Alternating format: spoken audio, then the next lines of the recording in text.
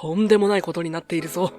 白石くん、君のアカウントから100億円が不正送金されたんだ。一体どう説明するつもりだ？フロアに響き渡った上司の怒声に、オフィスは一瞬にして凍りついた。誰もが息を飲み、その視線は一点に集中する。名指しされた若い女性エンジニア、白石くんは、血の気の引いた顔で震える唇を一生懸命に抑えていた。100億、私のアカウントから？彼女の大きな瞳が信じられないというように見開かれ、次の瞬間、足元が崩れ落ちるかのようにふらついた。周囲を取り囲む同僚たちの間に、憐憫と、そして拭いきれない疑念の空気が重く垂れ込める。私がそんな大それたことを、するはずがありません。何かの間違いです。私は何も。か細い声で絞り出すのがやっとだった。だが、無情にもディスプレイに映し出された不正送金のログは、彼女の ID とパスワードで実行されたことを明確に示している。それは誰の目にも動かぬ証拠として映った。その喧騒を、俺は少し離れた自席から冷静に眺めていた。普段ははつらつとしている彼女が、まるで嵐の中の小鳥のように震えている。俺は小さくため息をつくと、ゆっくりと立ち上がり、騒ぎの中心へとことも投げに歩き出した。ああ、その騒ぎのことですか。もう解決しましたよ。俺の言葉に、フロアは水を打ったように静まり返る。誰もが信じられないという表情で俺を見ていた。100億の不正送金、会社の存亡に関わる大事件が、この俺の一言で、解決したというのか？その意味を測りかねて、みんなが呆然と立ち尽くしている。俺の、そして彼女の長い一日はまだ始まったばかりだった。俺の名前は森谷仁。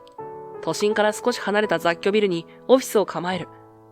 社員数十名にも満たない小さなセキュリティ会社、サキラセキュアソリューションズでシステムエンジニアとして働いている。主な業務は、クライアント企業のネットワーク監視や脆弱性診断の報告書作成といった地味なものだ。派手さはないが安定はしている。それが今の俺にとって何よりも重要なことだった。かつて俺にはもっと大きな舞台でもっと重要な役割を担っていた時期があった。だが、その話はもういい。過去は過去だ。深い霧の向こうに押しやり、鍵をかけた。今の俺はただの森谷仁。誰の注目も浴びず、誰の期待も背負わず、静かに日々をやり過ごす平凡な会社員だ。会社のデスクはパーテーションで区切られただけの狭い空間だ。俺はいつもディスプレイの光だけを頼りに、黙々とキーボードを叩いている。昼休みもほとんど自席でコンビニのサンドイッチをかじるだけ。同僚たちとの雑談の輪に加わることは稀だ。彼らが俺にかける言葉は、業務連絡以外にはほとんどない。それでいい。それがいい。人との過度な接触は、今の俺には息苦しさしかもたらさない。心の奥底には未だに消えない傷がある。信頼していた人間に裏切られ、築き上げてきたものすべてを奪われたあの日から、俺の世界は色を失った。正義という言葉は、今では空虚に響くだけだ。それでも、心のどこかで、くすぶるような何かが消えずに残っていることも、俺自身気づいてはいた。だが、それもまた見ないふりをし続けている。そんな俺の日常に少しだけ波紋を投げかける存在がいた。白石明日香。俺の隣のデスクで働く4年ほど年下の同僚だ。彼女はこの薄暗いオフィスには不釣り合いなほど明るい笑顔を振りまく女性だった。茶色く染めた髪をポニーテールにし、時折キーボードを叩く指先には控えめなネイルが光っている。服装もオフィスカジュアルの範囲内でどこか華やかさを感じさせるものが多い。彼女がいるだけでよどんだ空気の流れが少しだけ変わるような気がした。森谷さん、おはようございます。朝、俺がいつものようにギリギリに出社すると、アスカは決まってはつらつとした声で挨拶をしてくれる。俺は小さく会釈を返すだけだが、彼女は気にする様子もない。彼女は優秀だった。入社してまだ2年ほどのはずだが、その技術力は他の若手社員たちよりも頭一つ抜けていた。特にネットワークの知識やセキュリティに関する勘どころは、時折ベテランのエンジニアをうならせるほどだ。しかし、そんな彼女がなぜか俺に対してやけに慣れ慣れしいというか、興味津々な態度を見せるのだった。守谷さんって前にどんなお仕事されてたんですか？なんか私たちとは全然違うオーラがあるっていうか。昼休み、珍しく社員食堂で鉢合わせた時、アスカは唐揚げ定食を頬張りながら屈託なくそんなことを聞いてきた。別に普通のシステム開発だよ。俺はそっけなく答え、カツ丼を書き込む。詮索されるのはごめんだ。でも守谷さん、時々すごく難しいセキュリティの問題もあっさり解決しちゃいますよね。この間のDDoS 攻撃の解析とか、他の誰も手が出なかったのに。アスカは目を輝かせている。その純粋な好奇心が俺には少し重たい。たまたまだ。また、ご謙遜を。私密かに守谷さんを師匠って呼んでるんですよ。いたずらっぽく笑うアスカに、俺はため息しか出なかった。彼女のこの距離感の近さが、俺の築いた壁を容赦なく叩いてくる。仕事中も、アスカは何かと俺に話しかけてきた。守谷さん、この新しい脆弱性情報、もうチェックしました？なんだか巧妙な手口ですよね。守谷さんが参考にしている技術系のニュースサイトとかってありますか？私情報収集が下手で。質問の内容自体は業務に関連するものが多いのだが、その端々から俺のスキルや経歴を探ろうとする意図が透けて見える気がした。彼女の明るさの裏に何か別の顔が隠されているのではないか。そんな疑念が日に日に俺の中で膨らんでいく。俺は彼女の質問を適当にはぐらかし、できるだけ深く関わらないように努めていた。人間不信はそう簡単には治らない。そんなある日の夕方、珍しく一本の電話が俺のスマートフォンを鳴らした。ディスプレイに表示されたのは高橋という名前。前職の俺の同僚であり、数少ない親友の一人だった。もしもし、ジンか？久しぶりだな。高橋の変わらない、少しぶっきらぼうだが、温かみのある声が耳に届く。いや、別に大した用事じゃないんだが、たまにはお前の顔でも見ておこうかと思ってな。今夜あたり軽く一杯どうだ？高橋からの誘いは意外だったが、断る理由もなかった。俺が組織を追われた後も、彼だけは変わらず、俺の無実を信じ、陰ながら支え続けてくれていた。彼と話すことは、俺にとって数少ない、心の安らぎを得られる時間だった。ああ、いいぞ。場所は？いつものところでどうだ？ 7 時に。了解。約束の時間に、俺は新橋のガード下にある、古びた居酒屋ののれんをくぐった。店内は仕事帰りのサラリーマンで賑わい、焼き鳥の香ばしい匂いと、騒々しい話し声が充満している。奥の座敷席で、高橋がすでに手酌でビールを飲んでいた。よう、遅かったな。すまん。俺は高橋の迎えに腰を下ろし、とりあえず生ビールを注文した。で、どうだ？最近は変わりないか？高橋はジョッキを傾けながら、探るような目で俺を見た。まあ、相変わらずだ。しがないセキュリティ会社の、しがないエンジニアだよ。俺は自重気味に笑った。そうか、お前の腕なら、もっと大きな仕事ができるだろうに、もったいない話だ。高橋は残念そうにつぶやいた。彼の言葉には、俺の過去を知る者ならではの悔しさが滲んでいる。もういいんだよ、過去の話は。それより、お前の方はどうなんだ？相変わらず忙しいのか？俺は話題を変えようとしたが、高橋はそれに乗ってこなかった。ああ、まあな。それなりに色々とな。ジン、最近、お前の周りで何か変わったことはなかったか？例えば、妙に詮索好きな奴が現れたりとか、お前の過去を知りたがっているような素振りを見せる奴とか。高橋の言葉に、俺はドキリとした。アスカの顔が脳裏に浮かぶ。どういうことだ？いや、少し気になることがあってな。お前を陥れた連中が、まだ何か企んでいる可能性も捨てきれない。連中は、お前の才能を誰よりも理解していたからな。お前がこのまま、静かに埋もれていることを、本当に望んでいるかどうか。高橋の声が少し低くなる。その言葉には、確かな重みがあった。実は、少し気になる後輩がいるんだ。俺はぽつりと言った。白石明日香って言うんだが、やけに、俺のことに興味を持っているみたいでな。俺の過去とか、スキルとか、いろいろ。探られているような気がする。白石康か。高橋は眉を潜めた。女か？どんなやつだ？明るくて人懐っこいやつだよ。仕事もできる。ただ時々何を考えているのかわからない時がある。悪い人間ではなさそうなんだが。俺の言葉に高橋はしばらく黙って腕を組んでいた。そしてゆっくりと口を開いた。そうか。まあ現時点では何とも言えんな。だが一つだけ言っておく。今の時代、どんな人間がどんなつながりを持っているかわからん。お前が信頼できると思った人間が、実は、ということもある。慎重すぎるくらいでちょうどいい。何か確信を持てるようなことがあったら、すぐに俺に連絡しろ。いいな。ああ、わかった。高橋の目は真剣だった。彼の忠告は、俺の心に重くのしかかった。アスカの屈託のない笑顔の裏に何かがあるのかもしれない。そう考えると胸騒ぎがした。その夜、仕事を終えて会社を出ようとすると、オフィスの一角にまだ明かりが灯っているのに気づいた。アスカのデスクだった。彼女はディスプレイに向かい、一心不乱にキーボードを叩いている。まだ残っていたのか。何をしているんだ？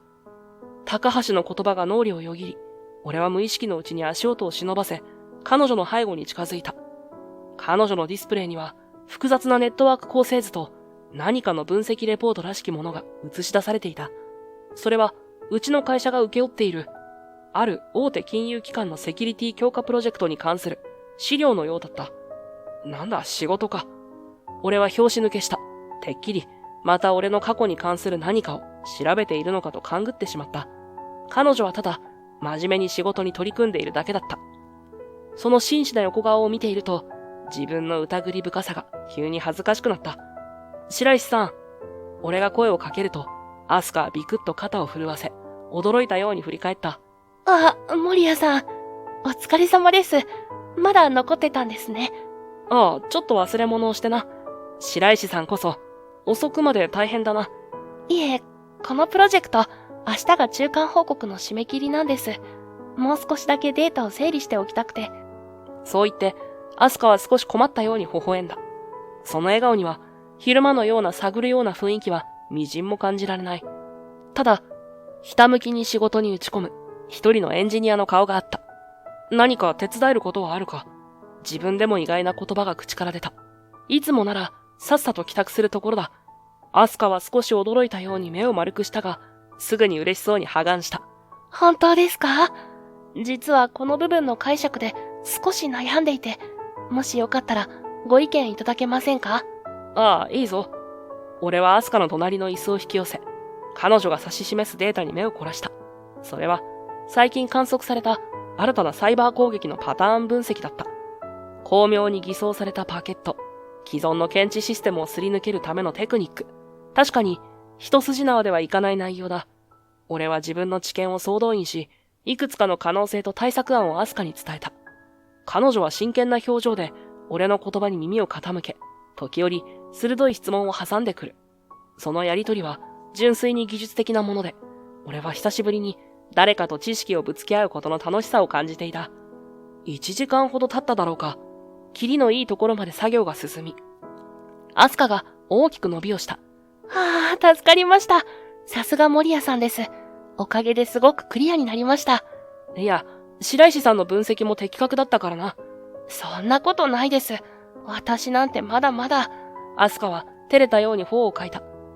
でも、なんでだろう。森谷さんと話していると、すごく勉強になるし、なんだか安心するんです。安心？はい。なんていうか、森谷さんって口数は少ないですけど、すごく誠実な感じがして、ちゃんと見ててくれるっていうか。アスカの言葉は、俺の心の固く閉ざされた扉を少しだけこじ開けるような力を持っていた。彼女は、俺が勝手に警戒していただけで、本当は純粋に、俺の技術を尊敬し、頼ってくれていただけ、なのかもしれない。高橋の忠告はもっともだが、目の前のこの女性を疑うことは、何か大切なものを見誤るような気がした。白石さんはどうしてそんなに頑張るんだ？この仕事、好きじゃなきゃ続かないだろ？ふと、そんな疑問が口をついて出た。アスカは少し驚いたような顔をしたが、やがて遠くを見るような目でつぶやいた。私、実はすごく優秀な兄がいるんです。その声にはどこか複雑な響きがあった。兄は本当に何でもできる人で、昔から頭も良くて、スポーツも万能で、誰からも好かれて、いつも周りの期待の中心にいるような人でした。私とは全然違うんです。アスカは自重するように微笑んだ。子供の頃からいつも兄と比べられてきました。アスカちゃんもお兄ちゃんみたいにもっと頑張らないとねって。それがすごく悔しくて、でもどれだけ頑張っても兄の背中はどんどん遠くなっていくような気がして。彼女の声が少し震えている。普段の明るさからは想像もできない切実な思いがそこにはあった。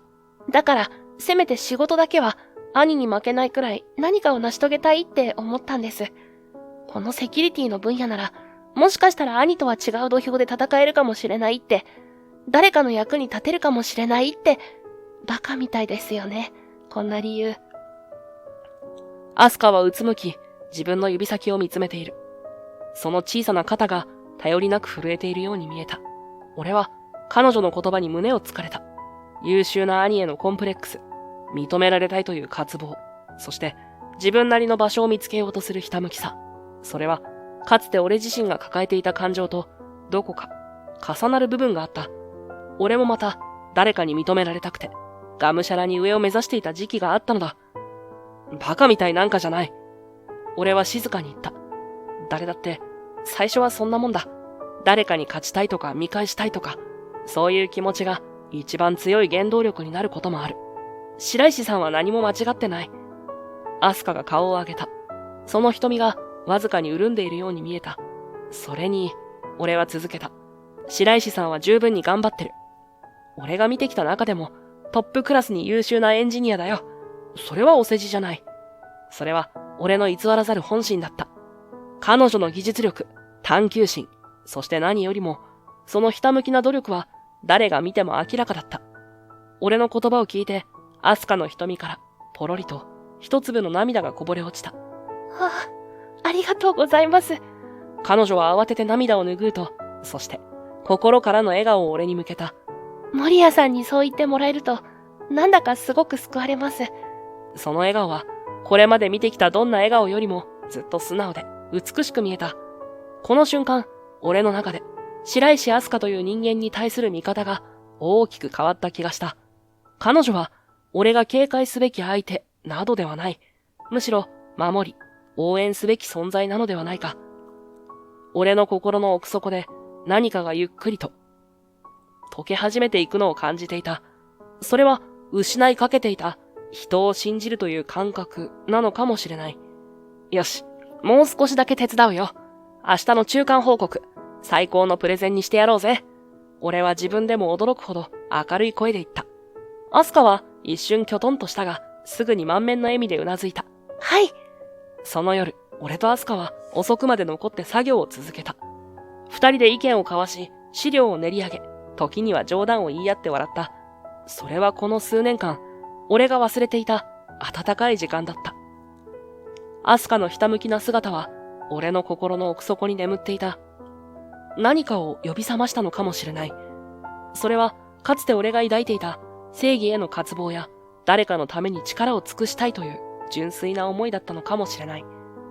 この出会いが、俺の止まっていた時間を、再び動かし始める予感が、確かにそこにはあった。あの日、アスカと二人で残業した夜から、俺たちの間にはどこか新しい空気が流れていた。彼女のひたむきな努力と、ふとした瞬間に見せる脆さを知ってから、俺は彼女に対して抱いていた警戒心を解き、一人のエンジニアとして、そして一人の人間として素直に好感を抱くようになっていた。アスカもまた、俺に対して以前にも増して、屈託のない笑顔を見せるようになり、仕事の合間に交わす雑談も自然と増えていった。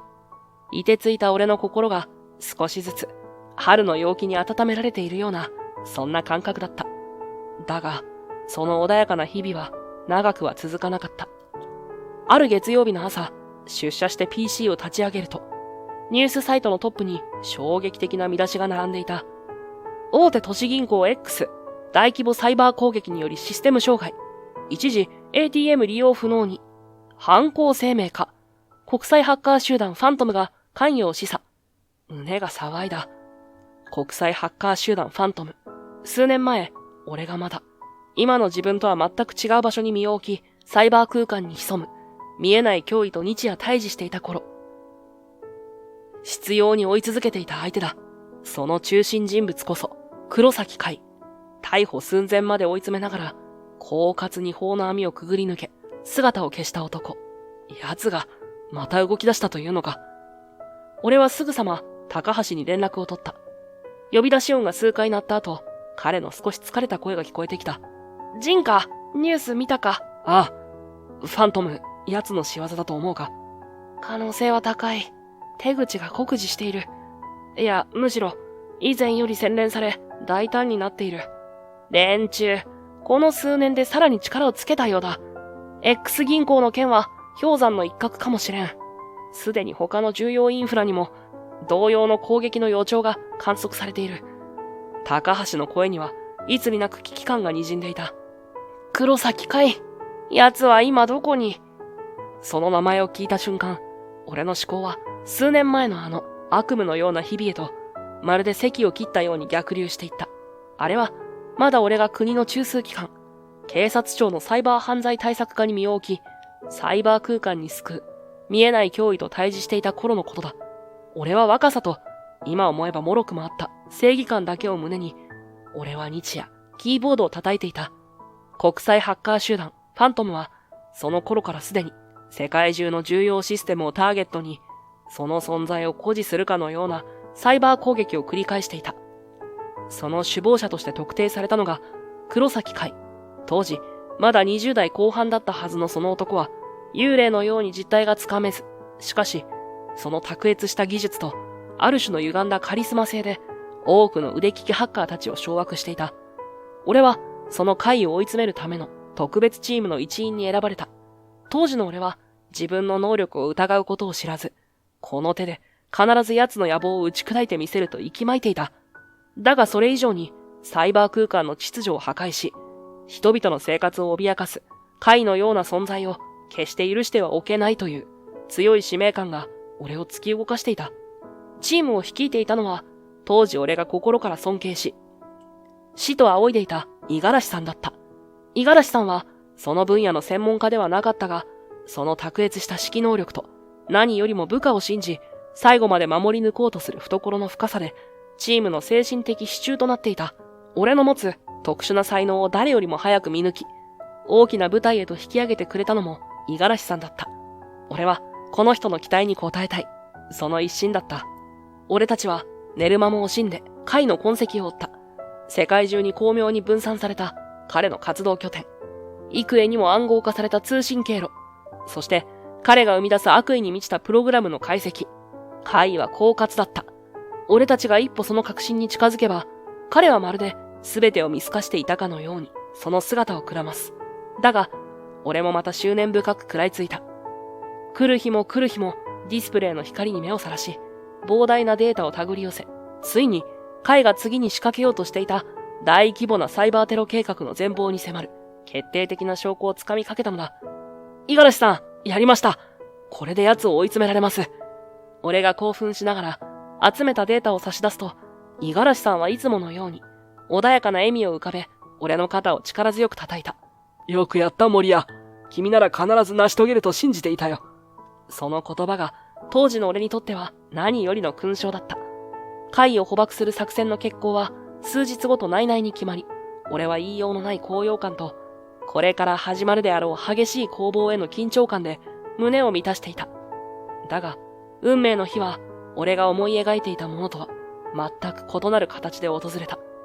作戦決行のまさにその時、俺たちが突き止めたはずの海のアジトはすでにもぬけの殻で、計画されていたサイバーテロも住んでのところで回避された。いや、海自身がまるで嘲笑うかのように計画を放棄し、再び闇の中へと姿を消したのだ。そして、その混乱が収まらぬうちに、俺は内部観察部門の冷たい会議室へと呼び出された。森谷君、君にはいくつかの重大な嫌疑がかかっている。鋭い目つきの監察官たちが、俺に突きつけてきたのは、信じがたい容疑だった。俺が、ファントム側に組織の機密情報を漏洩し、カイの逃亡を幇助したというのだ。そして、あろうことか、俺自身がファントムの協力者であるかのような証拠までが次々と目の前に並べられた。それは、俺が使っていた業務用の端末から発見されたという、カイとの暗号化された通信記録や、俺の個人口座への出所不明の多額の入金履歴。もちろん、俺には全く身に覚えのない、捏造されたものばかりだった。バカな。これは罠だ。誰かが俺を陥れようとしている。俺は一生懸命に無実を訴えた。だが、周到に準備された証拠は、あまりにも俺にとって不利なものばかりだった。そして、その時、俺の脳裏にある恐ろしい疑念が稲妻のように突き抜けた。俺が掴んだ貝の潜伏先の情報、そして、作戦の詳細を知り得たのは、組織内でもごく一握りの人間だけだ。その中には五十嵐さんもいた。震える声で五十嵐さんとの面会を求めた俺の前に現れた彼は、いつもの自信に満ちた顔ではなかった。その目は何かに怯えるように揺れ、血の気が引いていた。森谷、すまない。本当にすまない。彼はただそれだけを絞り出し、俺の目をまともに見ようとはしなかった。その瞬間、俺は全てを悟った。五十嵐さんが俺を裏切ったのだ。彼がカイと内通していたのか、あるいは何らかの致命的な弱みを握られ、抗えなかったのか。その真相は今も闇の中だ。だが、俺が心から信頼し、尊敬の念を抱いていた人物が、俺の誇りと未来をいともたやすく踏みにじったことだけは、紛れもない事実だった。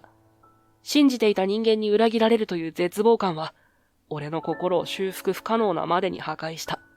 正義も信頼も、俺がそれまで築き上げてきたもののすべてが、音を立てて、足元から崩れ落ちていく。どれだけ無実を叫んでも、その声は厚い壁に阻まれ、俺は、サイバー犯罪と戦う立場から一転、国際的ハッカー集団の内通者という汚名を着せられ、その職を追われた。巨大な組織という濁流の前では、俺一人の抵抗など、あまりにも無力だった。黒崎海。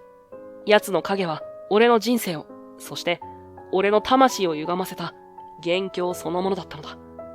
奴がまた、何かを企んでいる。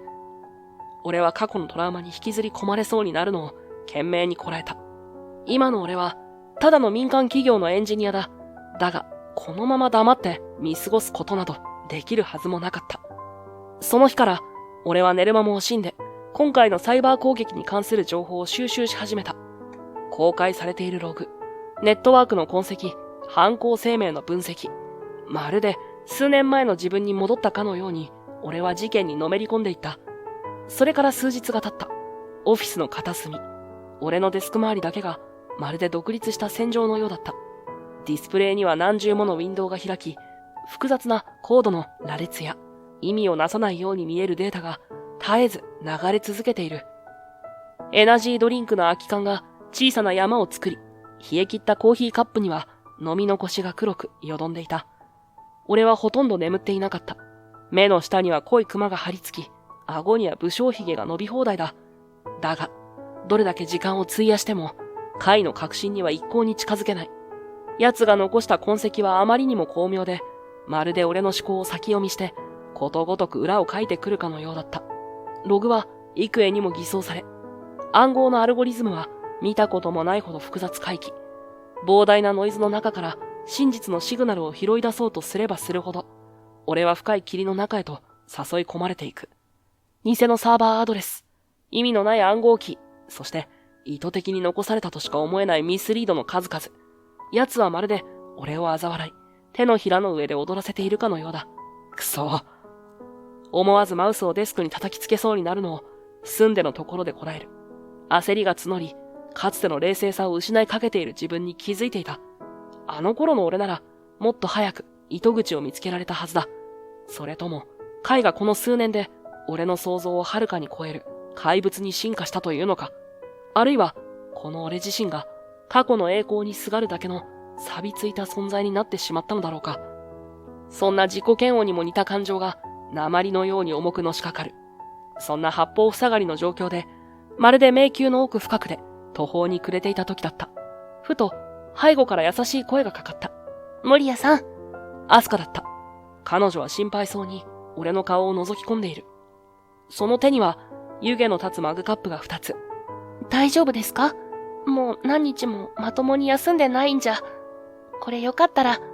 差し出されたマグカップからは、コーヒーのいい香りがした。ああ、すまない。俺は乾いた声で礼を言い、マグカップを受け取った。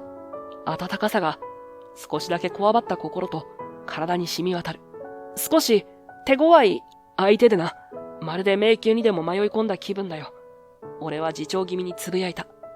アスカは、俺のデスクのディスプレイに映る、複雑怪奇なデータ群を心配そうに見つめていた。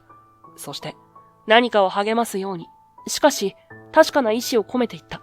森谷さん、もし私に何かできることがあれば、手伝わせてもらえませんか？その真剣な眼差しに、俺は反射的に首を横に振っていた。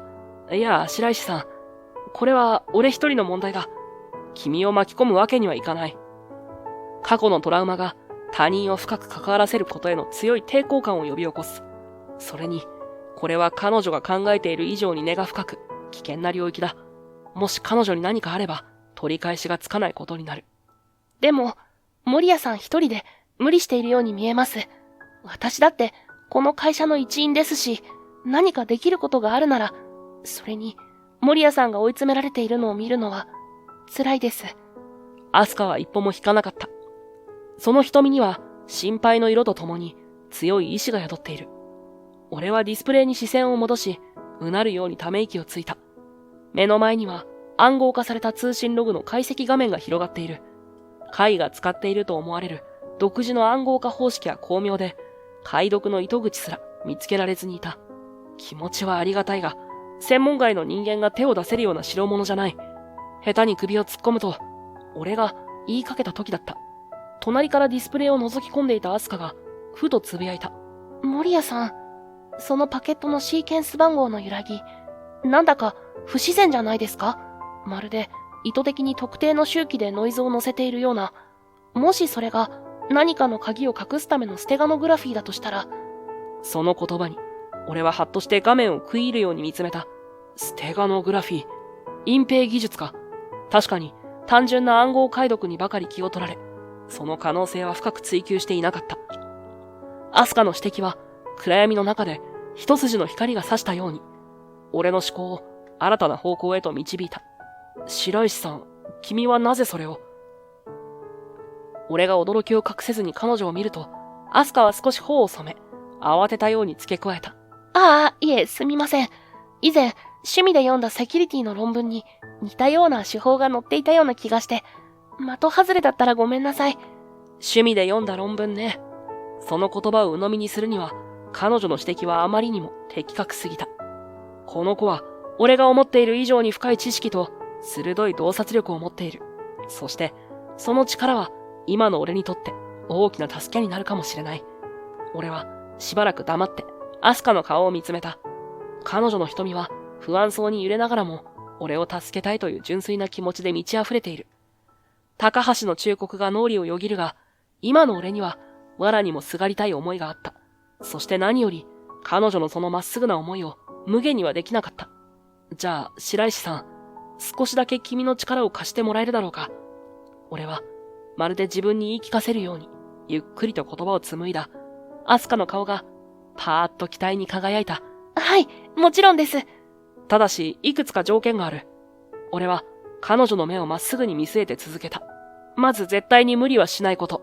そして、決して危険なことには、自ら首を突っ込まないこと。君に頼みたいのは、主に情報収集の補助や、俺の分析に対する客観的な意見。そういった後方支援の範囲だ。もしほんの少しでも身の危険を感じたり、俺がこれ以上はダメだと判断して、すぐに手を引けと言ったら、その時は必ず一切の異論なく従ってもらう。それが守れるなら、君の力を借りたい。アスカは俺の言葉を真剣な表情で聞き終えると、力強くうなずいた。はい、約束します。絶対に森谷さんの足手まといにはなりません。その力強い言葉と、一点の曇りもない瞳に、俺はほんの少しだけ、この先の戦いに光明が差したような気がした。ありがとう、白石さん。それから、俺とアスカの秘密の共同作業が始まった。俺は彼女に今回の攻撃の手口や、俺が追っているハッカー集団の特徴を説明した。アスカは驚くべき速さでそれを理解し、的確な分析と洞察で俺を何度も助けてくれた。この暗号化のパターン、以前別のマルウェアで使われていたものと似ています。もしかしたら、同じ開発者が関わっているのかもしれません。攻撃元を偽装するために、いくつかの国のプロキシサーバーを経由してますが、このログのタイムスタンプのズレを見ると、本当の発信源は東ヨーロッパの可能性が高いです。彼女の指摘は、俺一人では見落としていたかもしれない重要な手がかりをいくつも炙り出した。特に相手の思考パターンを読むかのような彼女の分析には舌を巻くばかりだった。白石さん、なぜそこまで相手の手口が読めるんだ？思わずそう尋ねると、アスカは少しはにかんで答えた。セキュリティの専門家として、あらゆる可能性を考えているだけですよ。犯人の立場に立って、どうすれば一番効果的に攻撃できるか、どうすれば見つからないようにできるかって。その言葉は論理的だったが、俺の心のどこかで小さな違和感が芽生え始めていた。それは彼女の能力への称賛とは別の何か得体の知れない感覚だった。俺たちの調査が進むにつれ、会の計画の輪郭が徐々に見え始めていた。奴は国内の複数の重要インフラをターゲットにした同時多発的なサイバーテロを計画しているようだった。その目的は金銭ではなく、社会の混乱と自らの力の誇示、そしてその最終ターゲットは日本の中枢神経とも言えるある政府系機関のシステムである可能性が濃厚になってきた。ここまで来れば、あとは叱るべきところにこの情報を渡して、俺は高橋に連絡を取った。高橋か、俺だ。ついに掴んだぞ、奴の尻尾。電話の向こうで高橋が息を飲む音が聞こえた。本当か、ジン。やったな。ああ、だがまだだ。直接会って渡したい。今夜、いつもの場所でどうだ？了解した。すぐに手配する。本当によくやったな、ジン。高橋のねぎらいの言葉に、俺は少しだけ胸が熱くなるのを感じた。電話を切った後、俺はアスカに向き直った。というわけだ。今夜このデータを渡してくる。そうすればようやく。はい。アスカは自分のことのように喜んでくれた。本当に良かったです、森谷さん。その笑顔を見ていると、自然と俺の口元も緩む。ああ。それで白石さん、君さえ良ければ今度お礼に何かご馳走させてくれないか。もちろん俺のおごりで。本当ですか？嬉しい。楽しみにしていますね。アスカは弾けるような笑顔でそう言った。その屈託のなさが、今の俺には眩しいほどだった。俺は、あーと短く答えながら、内心では今度こそ、ゆっくりと彼女と話せる機会を心待ちにしている自分がいた。その夜、俺は高橋との待ち合わせ場所である、いつものガード下の居酒屋へと向かっていた。足取りは、ここ数年感じたことのないほど軽い。黒崎海の計画を阻止できる。そして、あわよくば、俺自身の無実も証明されるかもしれない。そうなれば、俺の人生も少しは、そこまで考えて、ふと、アスカの笑顔が脳裏に浮かんだ。楽しみにしていますね。という、彼女の声がリフレインする。気づけば、俺の口元はだらしなく緩んでいた。いかんいかん。まだ何も終わっちゃいない。俺は、慌てて表情を引き締めたが、一度芽生えた浮ついた気持ちは、そう簡単には消えてくれなかった。居酒屋ののれんをくぐると、高橋はすでに奥の座敷席で手酌で酒を飲んでいた。俺の顔を見るなり、彼はいぶかしげな表情を浮かべた。なんだお前、やけにニヤニヤして気持ち悪いぞ。何かいいことでもあったのか？別にそういうわけじゃない。俺は咳払いをしてごまかし、高橋の向かいに腰を下ろした。それよりこれを見てくれ。俺は懐から USB メモリを取り出し、高橋に手渡した。中には、俺とアスカが血眼になって解析した会の犯行計画を示す決定的なデータが入っている。高橋は神妙な顔つきでメモリを受け取り、持参した小型のノート PC に接続した。彼がデータを確認している間、俺は手酌で冷酒を一杯煽った。久しぶりに飲む酒は妙にうまく感じられた。高橋が息を詰めて画面に見入っている。時折小さくうなったり、眉間にシワを寄せたりしている。俺は静かにその様子を見守っていた。このデータが甲斐逮捕の決め手になるはずだ。数分が永遠のように感じられた後、高橋が顔を上げた。その表情は驚愕と興奮が入り混じっている。ジーン、これは、本当によくここまで。ああ、これで奴を追い詰められるはずだ。間違いない。これだけの証拠があれば、警視庁の上層部も動かざるを得ないだろう。いや、動かしてみせる。お前のおめえもこれで。高橋が力強く言いかけた。その時だった。彼のポケットの中で、スマートフォンがけたたましい着信音を響かせた。業務用の緊急連絡用の着信音だ。高橋の顔からさっと血の気が引いた。すまん。彼は短く断って電話に出ると、最初は小声で何かを話していたが、徐々にその声が大きくなり、表情が険しくなっていくのが分かった。なんだと？バカな、そんなはずは。いつだ？くそ、やられたっていうのか。電話口で何事か怒鳴っている高橋の顔は、みるみるうちに青ざめていく。俺の胸に嫌な予感が広がった。それは、数年前のあの悪夢を彷彿とさせる、不吉な予感だった。数分後、高橋は力なく、スマートフォンをテーブルに置いた。その顔は、先ほどまでの興奮が嘘のように、絶望の色に染まっていた。ジン、終わった。何もかも手遅れだ。高橋、一体何があったんだ？俺たちが掴んだ会の情報、お前がこの USB メモリに入れてきたデータも含めて、すべて会の側に筒抜けだったんだ。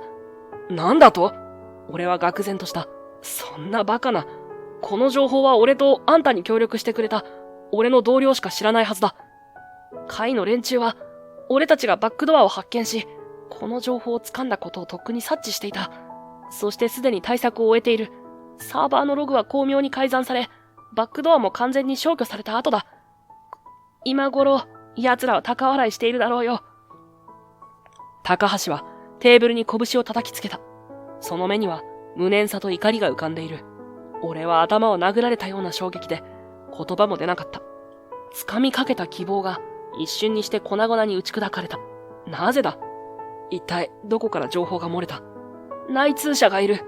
高橋が絞り出すような声で言った。お前たちのすぐ近くに会に情報を流している人間がいるんだ。そいつがお前たちの動きを逐一。その時だった。あ、森谷さん、やっぱりここにいらしたんですね。これさっきの USB、会社に置き忘れそうになってましたよ。居酒屋の入り口から、アスカが明るい声を響かせながら近づいてきた。その手には、俺が先ほど高橋に渡したものと、全く同じデザインの USB メモリが握られている。おそらく、データのバックアップ用として、俺が使っていたものだろう。彼女は俺が会社を出た後、デスクの上に置きっぱなしになっているのに気づいて、わざわざ、ここまで届けに来てくれたらしい。その純粋な善意の行動が、しかし、この最悪のタイミングでは、致命的な誤解を生むことになる。高橋は、鬼のような形相でアスカを睨みつけた。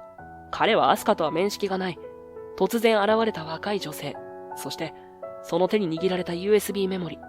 情報漏洩と、内通者の存在で頭がいっぱいになっている高橋にとって、その光景はあまりにも衝撃的だった。ジン！お前、その女は誰だ？高橋の声は怒りと疑念で震えていた。俺はまだ事態が飲み込めず、呆然とアスカを見つめていた。彼女は白石アスカさんだ。前に言っていた俺の同僚で、今回の調査で本当に色々と協力してくれて、彼女の分析がなければ、あの情報だって、俺が懸命に説明しようとすると、高橋はテーブルを蹴立てるように立ち上がり、アスカを指さして叫んだ。ジン、バカ野郎！内通者はそいつだ！その女が黒崎海に情報を流していたに決まってる。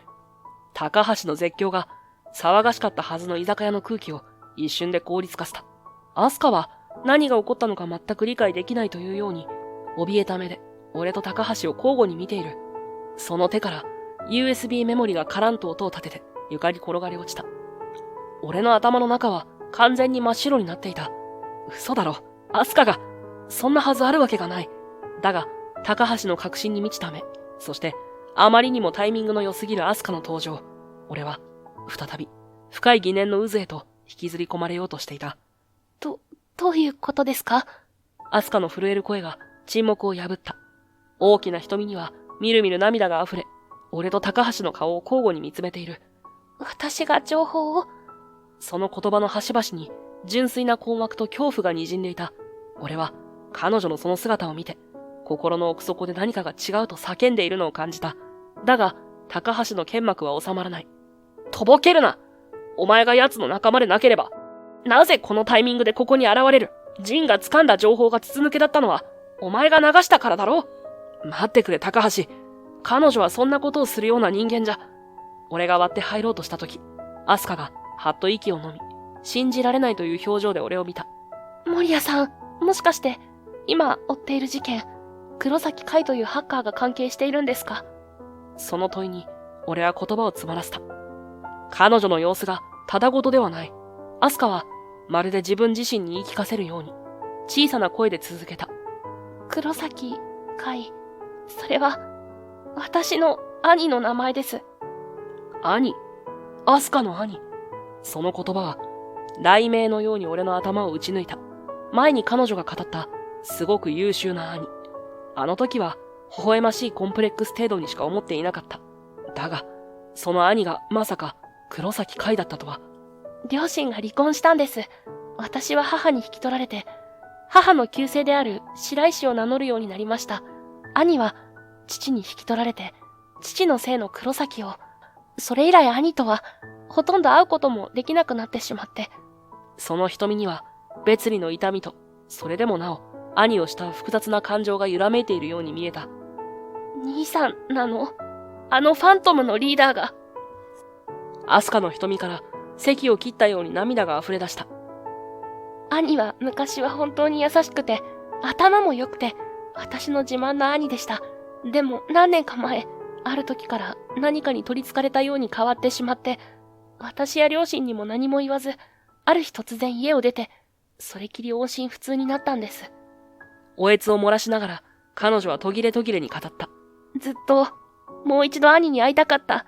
私が何かで有名になったり、すごいエンジニアになったりすれば、兄の耳にも届いて、また連絡をくれるかもしれないって。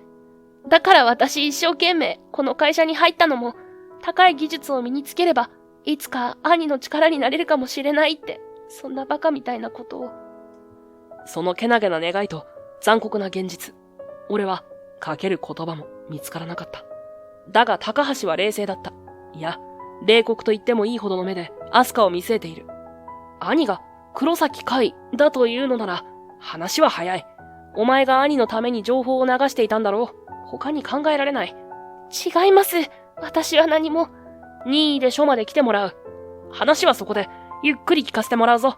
高橋がアスカの腕を掴もうとした瞬間、俺は反射的にその手を振り払っていた。待て高橋、早まるな。ジーン、お前まだこいつをかばうのか？彼女は何も知らないと言っている。俺の知る白石アスカは、そんな卑怯な真似をする人間じゃない。それに、もし彼女がカイの妹だと言うなら、なおさらだ。彼女だって被害者かもしれないだろう。俺はアスカの前に立ちはだかるようにして、高橋を睨みつけた。過去のトラウマが蘇る。信じていた人間に裏切られた痛み。誰にも信じてもらえなかった孤独。もう二度と、あんな思いはしたくないし、誰にもさせたくない。特に、目の前で泣いているこの女性には。高橋、俺は彼女を信じる。高橋は、俺の剣幕に一瞬ひるんだようだったが、すぐに厳しい表情に戻った。ジン、お前は何も分かっていない。これがどういうことか。分かっているさ。だからこそ、彼女を守ると言っているんだ。しばらくの間、俺と高橋は睨み合ったままだった。居酒屋の他の客たちも、遠巻きに俺たちの様子を伺っている。やがて、高橋は深いため息をつき、掴みかかろうとした手を下ろした。好きにしろ。だが、もし何かあったら、その時はお前も。ただじゃ済まないぞ、ジン。そう言い残し、高橋は床に落ちた USB メモリを拾い上げると、苦々しい表情で店を出て行った。嵐のような時間が過ぎ去り、店内には、俺とアスカだけが取り残された。アスカはまだ、小刻みに肩を震わせている。俺は彼女のそばに寄り、そっと、その肩に手を置いた。大丈夫か、白石さん。アスカはゆっくりと顔を上げた。その瞳は涙で濡れ、不安と、そしてわずかな安堵の色を浮かべていた。守谷さん、いいんですか？私のこと信じてくださるんですか？ああ、俺は力強くうなずいた。君の言葉を信じる。君の涙を信じる。でも兄が。君の兄が何者であろうと、君は君だ。それだけは間違いない。俺の言葉に、アスカの瞳からまた新たな涙が溢れた。だがそれは、先ほどまでの恐怖や絶望の涙とは違う、温かいもののように見えた。しばらくして、少し落ち着きを取り戻したアスカと二人、夜道を並んで歩いていた。先ほどまでの喧騒が嘘のように、あたりは静まり返っている。守谷さん、アスカが、ぽつりと言った。以前守谷さんが解析していたコードのことなんですけど。ああ、あの暗号化された通信ログか。はい。あの時私が、ステガノグラフィーかもって言ったの覚えてますか？もちろん覚えている。君のあの一言がなければ、突破口は見つけられなかった。アスカはうつむき、小さな声で続けた。あのコードの記述の癖、昔兄が、まだ家にいた頃よく使っていた書き方と、すごく似ていたんです。だからもしかしたらって、本当にただの偶然だと思っていたんですけど、もしあれが本当に兄の仕業だったとしたら、彼女の声は罪悪感で震えていた。彼女は無意識のうちに兄の痕跡を辿っていたのだ。俺は立ち止まり、アスカに向き直った。白石さん、君は何も悪くない。むしろ、君のおかげで俺たちは一歩近づけたんだ。君のその洞察力は間違いなく本物だ。そして、俺は意を決して言った。白石さん、君の兄、黒崎海が、過去に俺にしたこと、そのすべてを話す。聞く覚悟はあるか？アスカは一瞬息を飲んだが、やがて強い意志を宿した瞳で俺を見つめ返した。はい、聞かせてください。私が知らなければならないことだと思います。俺は、あの忌まわしい過去のすべてをアスカに語った。信頼していた上司の裏切り、仕組まれた罠、そして、会によってハッカーの濡れ衣を着せられ、すべてを失った日のこと。俺の話を聞き終えたアスカは、言葉もなく、ただ静かに涙を流していた。その方を伝う涙は、兄への悲しみか、俺への同情か、あるいはその両方か。信じられない。兄さんがそんなひどいことを。彼女はか細い声でつぶやいた。でも、もしそれが、本当に兄のしたことなら、私が止めなきゃいけない。アスカは涙を拭うと、俺の目をまっすぐに見つめていった。兄にこれ以上、悪いことをしてほしくないんです。そして、彼女は一度言葉を切り、そして、ほんの少し頬を染めて続けた。守谷さんを、ジンさんを今度こそ守りたいんです。その言葉は、俺の心の奥深くに、温かく、そして力強く響いた。彼女は、兄の罪と向き合い、そして、俺と共に戦うことを選ぼうとしている。その小さな体には、俺が想像するよりもずっと、大きな勇気と強さが秘められているのかもしれない。俺は、アスカのその思いをしっかりと受け止めようと心に誓った。翌朝、俺たちが出社すると、オフィスは異様な熱気に包まれていた。社員たちが何台かの PC を取り囲み、口々に不安と興奮の入り混じった声を上げている。フロアマネージャーの青白い顔が、ただごとではない状況を物語っていた。守谷さん、白石くん、大変なことになった。マネージャーが俺たちを見つけるなり、悲鳴に近い声を上げた。昨夜のうちに、うちの会社のメインアカウントが不正アクセスされて、大手取引先の X 社に対して100億円規模の誤発注がされていることが発覚したんだ。しかも、マネージャーはそこで言葉を詰まらせ、恐る恐るアスカを見た。その不正アクセスと誤発注のログが、すべて白石くんの ID とパスワードで行われていることが判明した。アスカの顔から血の気が引いた。周囲の社員たちの視線が一斉にアスカに突き刺さる。驚き、疑念、そしてわずかな非難の色。そんな、私がありえません。私は何もしていません。アスカは懸命に訴えるが、ディスプレイに映し出されたログデータは無情にも彼女の ID を示していた。まるで昨夜の高橋の言葉が現実になったかのように。罠だ。黒崎海の仕業に違いない。俺だけでなく白石さんまで。俺は唇を噛み締めた。海は俺たちが彼の計画に近づいたことへの報復として、そして何よりもアスカを自分のそばに引き戻すか、あるいは社会的に抹殺するためにこんな卑劣な罠を仕掛けたのだ。警察にも通報され、社内は大混乱に陥った。アスカは事情聴取のため、別室に連れて行かれそうになる。その肩は小さく震え、絶望の色が浮かんでいた。待ってください。俺は声を上げた。この事件は、おそらく高度なサイバー攻撃によるものです。白石さんがやったとは限りません。私に少し時間をください。必ず真実を明らかにします。俺の言葉にマネージャーは一瞬ためらったが、藁にもすがる思いだったのだろう。森谷君本当にできるのかね。もし解決できなければ我が社は。やってみせます。俺は力強くうなずいた。アスカが不安そうな目で俺を見ている。その瞳に信じてると目で伝え、俺は問題のログが残るサーバーへと向かった。怪の偽装工作は巧妙だった。一見すると、アスカが犯人であるかのように完璧に仕組まれている。だが、俺は諦めなかった。アスカの無実を証明する。そして、怪の卑劣な行為を白日のもとにさらす。その一心で、俺は膨大なデータと格闘した。怪の狙いは何だ？なぜ白石さんを？ただの報復か？それとも、思考を巡らせていると、ふと、昨夜のアスカの言葉が蘇ってきた。あの高度の記述の癖、昔兄がまだ家にいた頃よく使っていた書き方と、すごく似ていたんです。兄がよく使っていた書き方。アスカが語った兄との思い出。兄は昔は本当に優しくて、頭も良くて、私の自慢の兄でした。ずっともう一度兄に会いたかった。私が何かで有名になったり、すごいエンジニアになったりすれば、兄の耳にも届いて、また連絡をくれるかもしれないって。彼女のけなげな願い。そして、兄への断ち切れない思い。兄弟か。その時、俺の脳裏に、あるひらめきが稲妻のように走った。アスカが以前、何気なく話していた兄とのエピソード。それは、彼女が幼い頃、兄と二人だけで使っていた、秘密のおまじないのような言葉だった。兄がアスカを励ます時や、何か大切な約束をする時に、決まって使っていたという、他愛もないフレーズ。大丈夫。きっと星が味方してくれるよ。まさかそんなものが。だが、今の俺にはそれしか思い浮かばなかった。カイがもし、心のどこかで、昔の妹との絆をわずかでも残しているとしたら、あるいは、アスカの情報を何らかの形で得ていたとしたら、そのキーワードに反応するかもしれない。俺はそのキーワードをカイが仕掛けたと思われる偽装プログラムの解析キーとして入力してみた。それはほとんど祈りに近い行為だった。数秒の沈黙の後、ディスプレイの画面が切り替わった。偽装されたログの奥に隠されていた真のアクセスログと遠隔操作の痕跡が次々と明らかになっていく。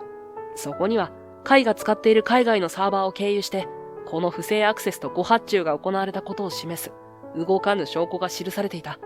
見つけたぞ、黒崎カイ。俺は勝利を確信し、すぐに高橋とマネージャーに連絡を取った。俺が提供した決定的な証拠により、黒崎カイの犯行は完全に立証された。警察は、カイが潜伏していた海外のサーバーを特定し、国際手配。そして数日後、意外なほどあっけなく、カイは潜伏先で拘束されたという知らせが届いた。100億円の誤発注も実行される寸前で差し止められ、最悪の事態は回避された。アスカの疑いは完全に晴れた。彼女は俺の元へ駆け寄り、涙ながらに何度も頭を下げた。森谷さん、本当にありがとうございました。私どうしたらいいか。君は何も悪くない。胸を張ればいい。俺はそっと彼女の肩を抱いた。数日後、俺は高橋と共に交流されている黒崎海と面会する機会を得た。海はやつれていたが、その瞳にはまだ、かつての鋭さが残っていた。なぜあんなことをした？俺の問いに、海はしばらく黙っていたが、やがてぽつりぽつりと語り始めた。アスカが、俺から離れていくのが怖かったのかもしれない。意外な言葉だった。昔、まだあいつが小さい頃、俺はよくあいつが書いた日記や、友達とのチャットのログをこっそり見ていた。あいつの成長を、頑張りを、遠くから見守るのが、俺の唯一の心の支えだったんだ。あいつが、エンジニアを目指して頑張っているのも知っていた。俺と同じ道を選んでくれたことが、どこか誇らしかった。だがと、カイは続けた。それが突然、アスカは俺が見ていたルートを遮断してきた。セキュリティを強化し、俺がアクセスできないようにしたんだ。まるで、俺の存在を拒絶するかのように。俺は、アスカにまで裏切られたような気がして絶望した。そして、お前がアスカに近づいていることも許せなかった。だからあんなことを。それは、あまりにも歪んだ。しかしどこか痛々しい犯行動機だった。そこへ、アスカが面会室に入ってきた。カイは妹の姿を見て、はっとしたように顔を伏せた。兄さん。アスカは静かに語りかけた。私は、兄さんを裏切ったわけじゃないよ。ただ、自分の力で前に進みたかっただけ。そして、兄さんが私の情報を見ているかもしれないってうすうす気づいて、少し怖かったの。でもそれは兄さんを拒絶したんじゃなくて、アスカは涙をこらえながら言葉を続けた。私が使っていたあのおまじないの言葉覚えてる？大丈夫。きっと星が味方してくれるよって、あれは兄さんが私にかけてくれた一番最初の魔法だった。私ずっと信じてたんだよ。兄さんは私のたった一人の優しいお兄ちゃんだって。アスカの言葉にカイの肩が小さく震えた。うつむいたまま絞り出すような声で彼が言った。俺は、ただ、認められたかっただけなのかもしれない。そして、ゆっくりと顔を上げ、アスカを見つめた。その瞳には、深い悲しみと後悔の色が浮かんでいた。父さんは、俺が黒崎の家を継ぐ者として、いつも完璧であることを求めた。どんなに努力しても、どんなに結果を出しても、父さんが俺を心から褒めてくれることはなかった。母さんは、俺たちが離婚した後、まるで俺のことなど忘れてしまったかのように、一度も会いに来てはくれなかった。俺はずっと一人だったんだ。誰にも必要とされていないんじゃないかって。そんな恐怖にいつも怯えていた。彼の声は震えていた。それは、これまで決して人に見せることのなかった。彼の心の奥底からの叫びだったのかもしれない。だから力を求めた。誰にも真似できないような圧倒的な力を。このサイバーの世界でなら、俺は誰よりも自由になれると思った。誰にも支配されず、俺自身の価値を、俺の存在を、世界に証明できると思ったんだ。注目されたかった。すごいと言われたかった。アスカ、お前が見ていた俺の姿は、そんな空っぽな虚勢を張っただけの、哀れな化け物だったのかもしれないな。自重するような笑みが彼の口元に浮かんだ。アスカは静かに兄の言葉を聞いていた。そして、そっと鉄格子の向こうの兄の手に触れようと自分の手を伸ばした。兄さん。その声は優しさと、そして痛みを分かち合うような温かさに満ちていた。私はずっと兄さんの妹だよ。昔も今もこれからも、どんな兄さんだって私にとってはたった一人の大切なお兄ちゃんだから。アスカの純粋な言葉がカイの心の固く閉ざされた扉を少しずつこじ開けていくようだった。カイの瞳から大粒の涙が止めどなく溢れ出した。それは何年もの間、彼の心の奥底に凍りついていた孤独や悲しみがようやく解け始めた瞬間のように見えた。兄弟の間に言葉にならない温かい何かが通い合ったのを俺は確かに感じた。黒崎海の逮捕と彼の詳細な自供はそれだけにとどまらなかった。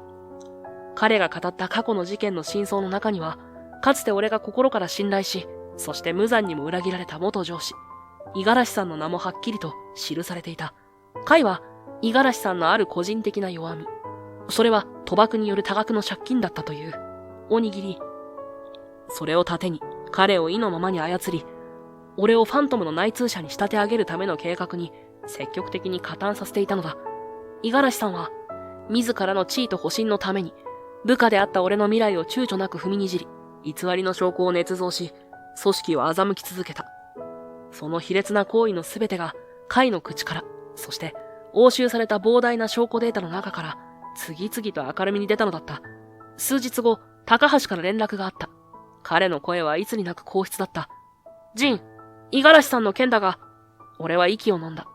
海の供述と物的証拠が完全に揃い、本日付で懲戒免職が決定した。